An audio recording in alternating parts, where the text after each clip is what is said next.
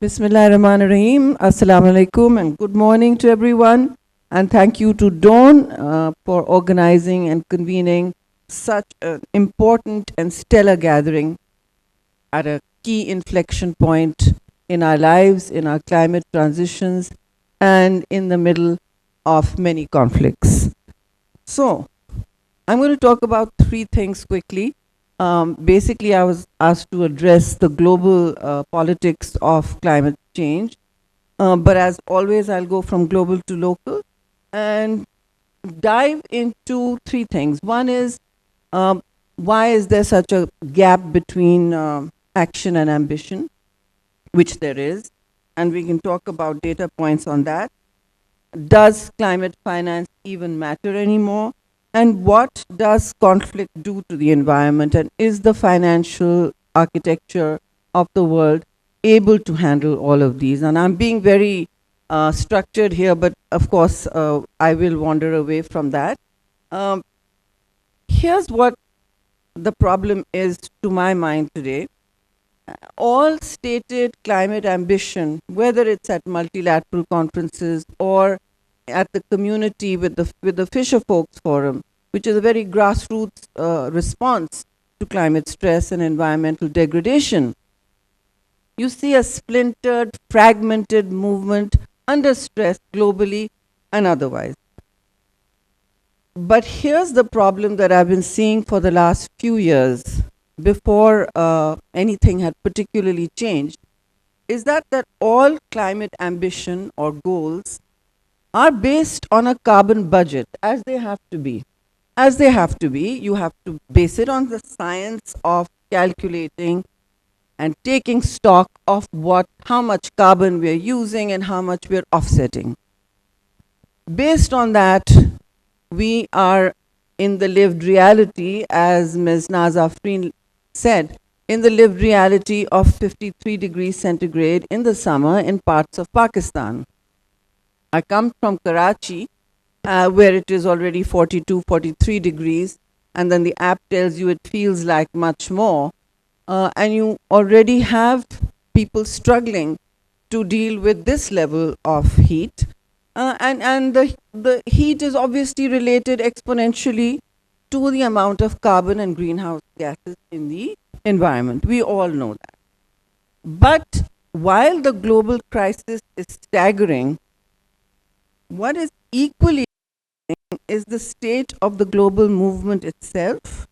It is 2026, and it is spectacularly delegitimized, it is defunded, it is divided, and it is also derided. Forgive the alliteration, but it is exactly what I feel is happening to the global climate movement. There are elites and there are grassroots movements, there are indigenous peoples, all are now fragmented in their responses, and that is a great blow to any champion of climate ambition. Now, coming back to the carbon budget that I spoke about, what worries me is not just the fragmentation in the face of deficits and opposition. Obviously, illiberalism and economic nationalisms are also changing the environment in which the ecosystem, the policy ecosystem in which global responses are made to the climate. It is the disappearance of data. And everything, my dog's name is incidentally Data, because I think data is crucial to our lives. Everything is based on data. If it's not, then you're just talking, basically, it's a performative discussion. And in this data, the goal was set at the landmark Paris conference for the 1.5 temperature, global temperature, to be maintained. And everybody tailored their emissions targets, their their transitions, energy transitions to that. We all know by now, and I'm sure the minister will tell you much more about the climate injustice of four nations who are, I'm talking about you, so you might want to listen, Minister. So excuse the school momish tone, but that's how it is. And so the minister will, I'm sure, tell you about climate injustice and its many forms and manifestations, because that doesn't go away. And speaking about it should not take away for the need for local action. They are sometimes considered one or the other. One is not a proxy for the other. So when we speak of that climate injustice, we all know Pakistan is a very small emitter, minuscule 1%, less than 1% emitter. And we do appreciate many countries that are still going ahead with their stated targets announced at Paris. But what really is now worrying is, and I come back to conflict, we have more than 60 active conflicts in the world right now. I link it to strategic security and all national security, because conflicts are actually costing the environment much more than we know, compute, or understand. The data, ladies and gentlemen, is entirely missing. If it isn't, it's only 95%. 5%, and 95% is underaccounted. Surely, scorched earth, when the Mongols went through entire swathes of territory, they scorched the earth, as did Napoleon Bonaparte. They did not scorch it like our modern wars. Today's wars are devouring the environment, they are eating away our futures, and they are negating any spirit of collective action that is needed, because it is needed beyond borders. What you do in another continent does impact the heat wave I'm experiencing in Karachi. It's simple as that. So while we apportion responsibility to each other, it is important to know that no matter what we say about the climate, and 1.5 alive, 1.5 is no longer alive. We have already passed that trajectory. The heating is going past that, the emissions are going past that. And I'm sorry, but elite privilege is practically, probably willfully blind to the impacts, the catastrophic impacts of wars and climate, on the climate and the environment. And that has actually manifested itself in fatal decisions to go to endless wars. We thought the 21st century would be different after the Second World War. We thought multilateralism would solve a few of humanity's problems. But here we are, in more active conflicts than any since the Second World War. Some are internecine, some are protracted, some are far away, but we have one right next door. And there is very little discussion of what lasting and medium-term impact these wars will have on the environment. Because as I said, of course, the humanitarian impacts are devastating. But just to, clear the mind, we are next door to Tehran. That's a city that was water scarce just a year ago maybe, like Cape Town, and were able to come back from that. We are very close to that here. Our urban scarcity is pretty serious in terms of water. But the human exposure and the pollution quotient, which is entirely within a border's hands, has gone up. It is no longer our own problem.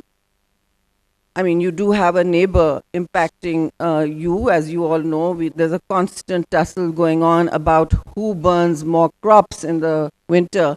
Then does Pakistan do it or India do it, to a point where we can't breathe. And here we are at the Breathe Conference. So the Tehran exposure itself, it's a 9 million people city, and 3 million in its environments. There were 14 million people impacted. Now, Pakistan, whose baseline crisis is actually pollution, not emissions. Emissions is different. The impact is different. It's global. But pollution is generated locally, and it is making us breathe very toxic air at least 1/4 of the year. And that one quarter may extend itself as wars rage on, as the oil facilities that get burnt and attacked in these wars rage on, and there is no calculation yet of the destruction. There are people are doing back of the envelope computations, but there's no calculation yet of that is actually very credible uh, and able to form part of a carbon budget calculus. Why is this happening? The Kyoto Protocol and the Paris Agreement never computed the carbon footprint of any war or conflict or military. Let that sink in. The Kyoto Protocol did not include any conflict or war spending or even a military movement footprint. Neither did the Paris Agreement. This has been the great silence.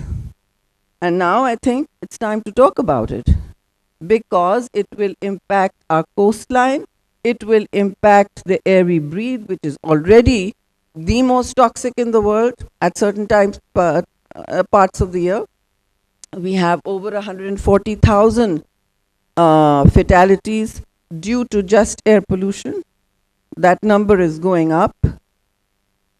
Arguably, there is much to be done outside of this whole arena, but why is the cost of conflict from Darfur to Somalia to Pakistan and there are anywhere, the Ukraine, not being counted?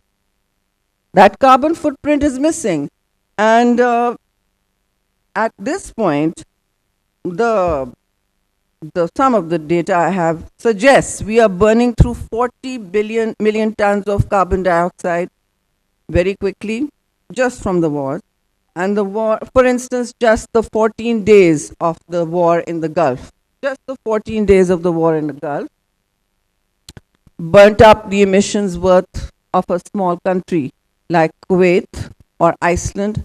And as it goes on, it is emitting the carbon footprint of 84 low emission countries. 84 low emission countries. Now 84 includes Pakistan, I'm pretty sure, because we're a low emission country. So that's where we are. Nobody's counting this. And this is the state of the climate movement. It never counted in the cost of conflict. And here we are with geopolitics devouring our futures. So I mean, there's a lot more to say, but they're saying your 15 minutes are up. Happy to get off. But I do want to say that climate finance becomes a long subject for every conference. We all attack it, and we all have, and there are informed people who deal with it technically. But the point here is that, look, 75% of financing for Pakistan for climate, as we all like to repeat, has been loans. And look at our debt burden. We are up to somewhere, I mean, we have a fiscal deficit, sure, but our climate losses are projected at 18 to 20% of GDP. And our total public debt, just the debt servicing, goes into a very high percentage, about 47%, 46% of the federal budget. 30% of our import bills are for the hydrocarbons we are fighting about. These are hydrocarbon wars, make no mistake. These are energy wars. And that's where our money is going. So if the IMF, the World Bank, and other MDBs, ADB, anyone is listening, they should be. This is time to prove that the Bretton Woods architecture is not broken. I've been saying this for a while. So has Pakistan at the official level. And it's important to find a reset for a country that clearly needs scalable, immediate assistance, not in the form of loans anymore, not financing that comes in dribs and drabs and is not agile, does not respond to the vulnerability on the ground. There is no point adding to the fragility, the debt fragility of the country. So I think that needs to be addressed a little substantively, and obviously local action. And I would identify 3-4 things as very clear for and open for action. Some of them are doables. Obviously, you have to address water security. I'm sure the seminar will address it substantively. You have to address air pollution. We are the most polluted country, but we are also consuming very high capita water. Just burning, just going through that water like it's an infinite resource. It's not. Perhaps I think we are one of the fourth largest per capita water consumers in the world. That figure may go up or down. So that's where we are.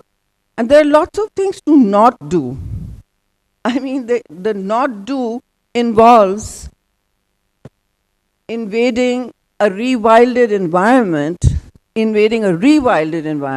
with concrete. And that's right here in Islamabad. When I come from Karachi to Islamabad, I suddenly feel the environment is air conditioned. It feels like all of Pakistan's tiny forest cover, 5%, the lowest in the region, is right here. The Margalas are beautiful. But it's not just about beauty. These are the lungs of the city. And they will not continue to be the lungs of the city if we are going to make the same bad choices that many urban towns have made all over the world, which is offsetting development as a core 20th century initiative while not counting in the cost to the environment, the cost to the public, and the public health costs of having non-green cities. We already have them. This is the only green city we have. Please, let's ruin this. Thank you.